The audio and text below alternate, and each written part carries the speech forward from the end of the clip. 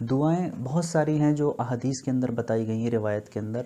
لیکن میں وہ بتا رہا ہوں جو سب سے معروف ہے، جو سب سے زیادہ لوگوں کو پتہ ہے، وہی میں بتا رہا ہوں۔ تو وہ دعا یہ ہے کہ اللہم اغفر لحینا و میتنا، کہ اے اللہ معاف کر دے جو ہمارے زندہ ہیں اور جو ہمارے مطلب جو مر گئے ہیں ان کو، و شاہدینہ و غائبینہ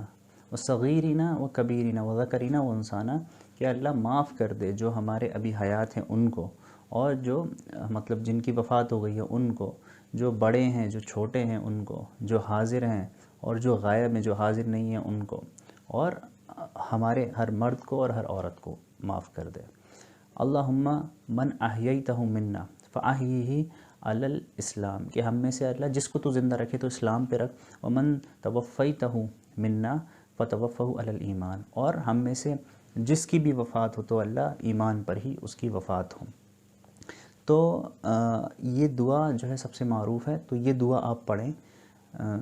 اس کے بعد تیسری تکبیر کے بعد، پھر چوتھی تکبیر اس کے بعد بولیں گے، یعنی کہ جو دعا پڑھیں گے آپ اس کے بعد جو ہے چوتھی تکبیر بولیں گے۔ اور جو امپورٹنٹ چیز میں بتانا چاہتا ہوں کہ اگر کوئی بھی آپ دعا کر سکتے ہیں، یہاں تک کہ اگر کوئی اتنی بھی دعا کرتا ہے کہ اللہ ان کی مغفرت کر دے اور ان پہ رحم کر، اللہم اغفر لہ